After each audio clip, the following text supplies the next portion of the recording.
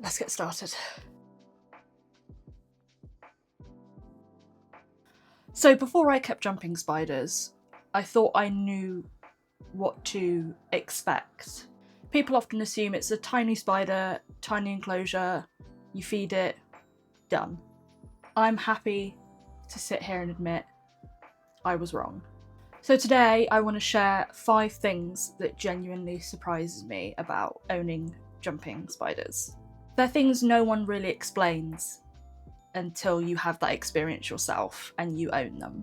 So the first thing is that they all have different personalities. I think a lot of the time people assume that jumping spiders are just similar in behaviour, and I can confirm that is not true. Basically, I didn't expect them to feel different from each other, but they 100% are, and it's the most endearing thing. Some are bold, like Chai, she's very bold but really chilled out. Some are cautious, like Yoshi. Some have that dramatic flair, like Cheeto. While some are incredibly observant. I think Mocha gets that one. And once you start noticing that, you stop seeing a spider, in my opinion. You almost start to see an individual. And I know that sounds either cringe or crazy, but that's just how I feel.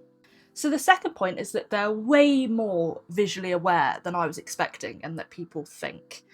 It's one of the top things that people talk about, is that they're very visually aware, but to what extent? Because you won't know until you own one, but they are very visually aware.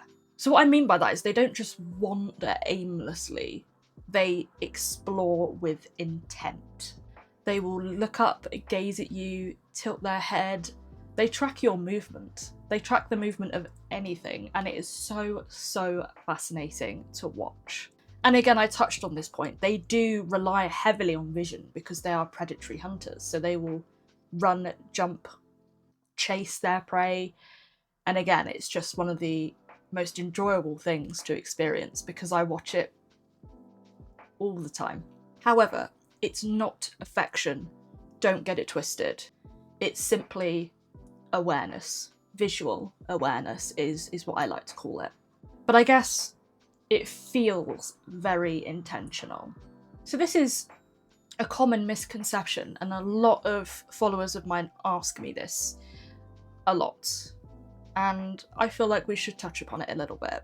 They don't need constant interaction. If anything, they don't really need to be handled or held at all. When I first began, I assumed that they would need handling for enrichment purposes, which meant that I assumed that you had to handle it regularly.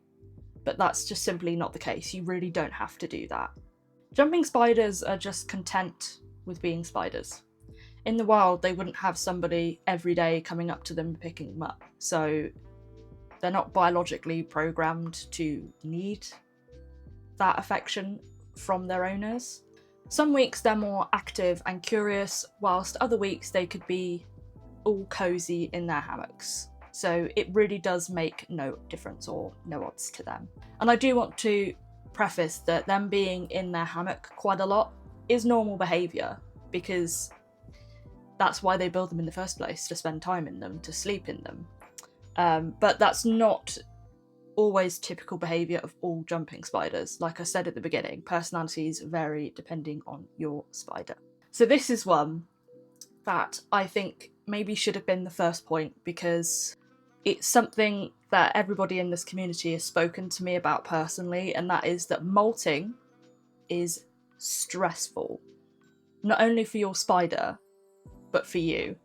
I remember first having a jumping spider that was a sub-adult, because my first 2 were mature, Pixie and Pixel, so I never had to deal with molting, and I figured as a new owner of jumping spiders, I didn't want to handle molting at that point. I wanted to just have a spider for the experience and not have to worry about the molting process. But with experience, I really wanted to dive in there and experience molting, and it is a truly beautiful thing when you capture it. But nobody prepares you for how nerve-wracking molting truly is.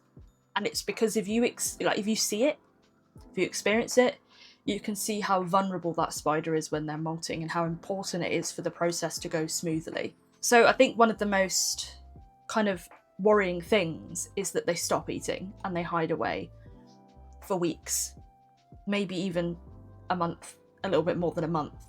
And if you're used to your spider exploring and jumping around and coming to say hello at the front of the enclosure, that is going to be really nerve-wracking for you. And I feel like people don't talk about that enough. Molting is so stressful for everybody involved. It just makes it a really nerve-wracking time. I know what I mean, like, and you will if you own jumping spiders. So when I first experienced a molt, when I say that my heart was racing, it's not an understatement. Like, my heart was racing. I was so nervous. And they often, if you have seen it, they will stretch out, and once all of their exoskeleton is off, it almost looks like they death curl. And I think that also, nobody prepares you for that, because you're thinking, has my spider just died? No. It's something that a lot of spiders do. I know tarantulas do it after they molt. They just kind of curl up because they're trying not to strain themselves after that really exhausting process. But molting is natural. It's vulnerable, but ultimately it's growth, both mentally for the keeper and physically for your spider. Once you start understanding the process a bit more, it becomes less frightening and more fascinating because of just how amazing jumping spiders are. I think I've touched on this point before, and it is that owning jumping spiders has changed how I see all spiders. So before, I would be the person, I remember saying this in my first video, I was the designated spider remover. So if there was a spider in the house, I would get a glass and I would, do the paper trick, pop it outside, everything was hunky-dory. But before jumping spiders, when I would do that, my heart would still quicken and I would get a bit sweaty and I'd have this like visceral reaction of just, this is terrifying. And I can safely say that I don't have that anymore. I have handled giant house spiders, the ones we get in the UK, and they are really big. I've handled them and they are beautiful. I've even done some macro photography. If I've got any pictures, I'll try and insert it in this video. But I see the beauty in all spiders now. Like crab spiders, the beautiful ones, that the pink and the white ones, are they crab spiders? I think they are, because they look like flower petals. I could have got that completely wrong. Again, I'll insert it here. They're beautiful. Every spider, I mean, wolf spiders, I would really love a wolf spider, because they are also just so majestic, so sweet. I used to get really kind of frightened around tarantulas when I was younger, before owning jumping spiders. I would love a tarantula collection now. It has truly changed the way that I see spiders in general.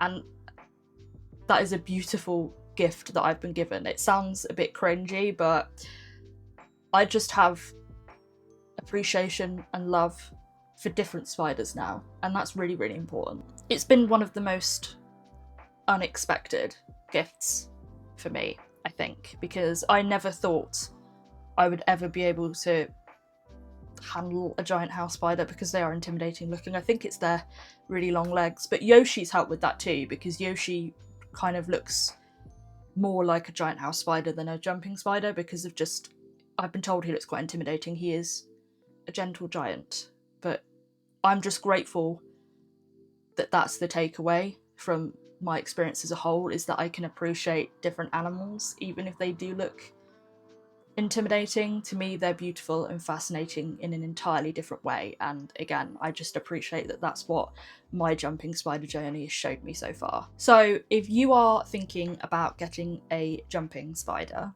just know they might surprise you too. Not because they're dramatic or flashy, but because they are truly fascinating. If you enjoyed this video, please consider subscribing and let me know what surprised you the most about owning jumping spiders. So pop a comment down below, because I'd love to hear your thoughts. I'll see you in the next one. Bye.